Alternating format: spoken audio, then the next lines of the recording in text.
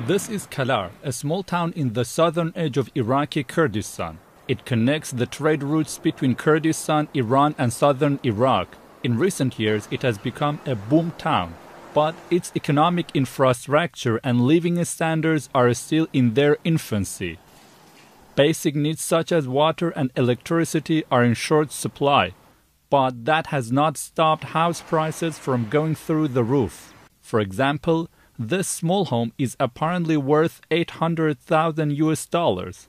And if you thought that was too high, well, the 350 square meter home is worth around $3.5 million. Make no mistake, this is not California. In fact, in many parts of California, housing seems to be far more affordable. In Sacramento, California's state capital, you can buy a house like this for almost $260,000. Or this palatial one, again in California, for about $700,000. Naturally, it's a mystery for many why property prices are so high in Kalar. This is really unnatural. It is surprising. I have property on sale here, 210 square meters for $1.8 million. Bubble or no bubble is the question of the day in Kurdistan. Unlike some other parts of the world undergoing remarkable economic growth, property prices here have not only doubled or tripled. In some areas of Kurdistan, property prices have skyrocketed by as many as 70 or 80 times in less than a decade. In 2003, here in the upscale Bakhtiari neighborhood of Erbil, the capital city of Iraqi Kurdistan, a plot of land costs around $3,000. Now, that same lot is worth around $230,000. Anwar Anaid is a professor of political economy at the University of Kurdistan Hawlier. He believes there is a property bubble in Kurdistan. The main factor is this herd mentality. So as soon as there's a price rises, large number of people come into the market, and there's a sharp rise in the prices. And normally the cultural tendency is that people think that when the price rises, it will go forever. So people come in and in and in. The term property bubble refers to an unsustainable increase in real estate prices. Just as an overinflated balloon can burst, an overpriced property market can also collapse. Housing and rental prices in Kurdistan are way beyond what many locals can afford. According to figures from the Kurdish Ministry of Finance and Economics, an entry-level salary for a civil servant with a bachelor's degree is around $300. Meanwhile, the minimum rent in Erbil is around $250. Majid Muhammad Amin is late on 2 payments and is hoping to find a more affordable place to live. He regularly visits real estate agents, but the outcome is always frustration and disappointment, and he's under pressure from his landlord. He is now telling me to leave the home. If I can't pay this month's rent, I will have to leave the place. As a day laborer feeding a family of 4, Amin's income is unpredictable. On an average month, he would be lucky to make around $400, and yet he has to give up around 70% of that for rent. I'm hoping the government would do something for me. Otherwise, I cannot have the home. How can I do it while I just struggle to pay rent?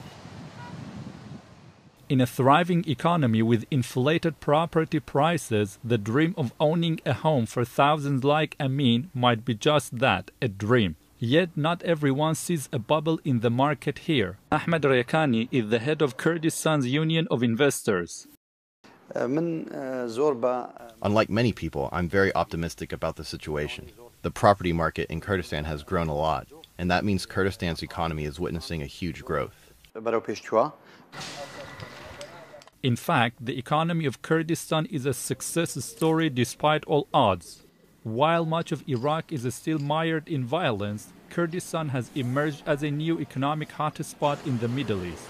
The Kurdish investment law passed in 2006 offers investors a 10-year tax break and the chance to buy land at reduced prices or sometimes even for free. According to the Kurdish government, since the law was passed, local and international businesses have invested around $20 billion in Kurdistan. with over half of that in the housing sector. The goal behind all this? To help resolve the chronic housing problem in Kurdistan. But a consequence of the policy has been to make the housing and property sector more lucrative, pumping up the prices. Kardo Mohammed is the leader of the largest opposition bloc in the Kurdistan parliament. I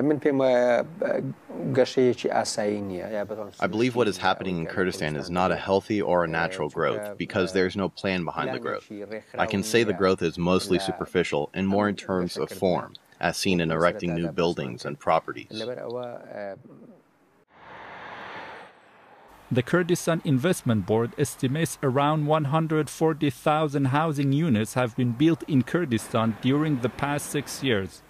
But not everybody is benefiting from the increase in the number of homes. A good many of them are being bought and sold within a small circle of real estate dealers, speculators, and wealthy businessmen. As a result, many of the transactions are just exchanges of contract without anyone actually living in the properties. But with the poor regulation of the economy and the financial sector, there are also concerns that there might be more sinister forces at work. Many people have made lots of money. I can say some of that money has been earned through political influence. Some want to do money laundering, and the property sector is the easiest way for that. Due to the lack of a strong banking sector in Iraq, the country's economy is largely cash-based, and some see this also as a major reason behind the spike in real estate prices. There is a lot of cash in the Iraqi economy now. The country's budget is around $100 billion. Our people are all consumers, and this makes them spend a lot of cash to buy homes, villas, cars, and furniture. Kurdistan these days looks like one big construction site. The old is fast giving way to the new. High-rises, malls, and whole new neighborhoods have sprung up across Kurdish urban areas. Off-plan developments are particularly popular, and their existence is considered a major factor in pushing up prices. They have names such as Italian City, English Village, and German Village to attract customers. But their prices are often not within the means of even the middle-class people. Parvez Hanara is a housing investor. His upscale Bafrin complex is built to withstand an earthquake of up to 8 on the Richter scale and uses solar energy. He charges almost 30% profit on the actual cost of building each unit, making the overall price for a villa between $300,000 to $400,000. As someone with broad business experience, he speaks with confidence about the prospects of the property market in Kurdistan. I have experience from many countries where I have seen bubbles. In Kurdistan, it is not like there is a bubble or that the situation has reached an alarming level, because the prices of property used to be really low in the past, and that is why people now think the rates are really high. Hanada has a point. For over a decade, property was greatly undervalued because of international sanctions that paralyzed the Iraqi economy following Saddam Hussein's invasion of neighboring Kuwait. Real estate prices are still quite high for many in Kurdistan, but they have begun to fall slightly since last March, making some believe that the downward trajectory might have just started. The main culprit? Escalating tensions between the Kurdish and Iraqi governments. In a volatile country like Iraq, politics are always a wild card. Now the market has stopped for around 2 to 3 months. There is no buying and selling. We haven't sold anything in our office for around 2 months. In some neighborhoods of Erbil, property prices have dropped between $30,000 to $50,000. The uncertainty over where the tensions could lead has made many think twice before investing in the market. Kurdistan, however, is no stranger to political shocks. The property sector experienced a brief stagnation last year due to internal political disputes and unrest, but it bounced back again after tensions descended. Now some argue the current decline is temporary and that prices could rise again as soon as the situation between the Kurds and the Iraqi government is resolved. But others disagree. Haidar Mustafa is the Director General at the Department of Studies and Information at the Kurdistan Investment Board. We are currently experiencing stagnation in the property market. Maybe prices have already hit their peak, and perhaps people will be mostly sellers and not buyers from now on. This will push prices down. If the current declining trend continues, the implications could be far-reaching for Kurdistan's economy. Housing bubbles have in the past contributed to larger financial and economic crises in other parts of the world such as Asia and the US. Professor Anaid believes the bubble has burst in Kurdistan. I think it's already started. I think we saw the top of this cycle a while ago, and it is a decline. But how far and how sharply would it go then? That's the question. This cyclical nature, of course, is there, whether there would be a brief period of revival. But on the long run, I think this is what we're going to witness, a very sharp decline, and then followed by a long period of stagnation, simply because those things are not sustainable, those price rises. But with Kurdistan being a region just emerging from decades of conflict and destruction, others argue there is still room for growth and that it is too early to speak of a bubble. The Kurdistan region is at the beginning of an investment process, and much of the investment done so far has been in the home and property sectors. There is not, for example, much investment in the areas of industry, tourism, agriculture, petrochemical, and textile. I don't think we have reached the point where we are going to get a sharp and sudden decline in prices. The question now for many is what needs to be done to make housing more affordable. This is Zilan City, a low-cost housing complex on the suburbs of Erbil. Although dozens of housing complexes like this have been built in Erbil and all over the Kurdistan region, many people still do not own a home. And they are hoping to see more low-cost complexes like Zilan that lower-income families can afford. Each home here was sold through mortgage for $50,000.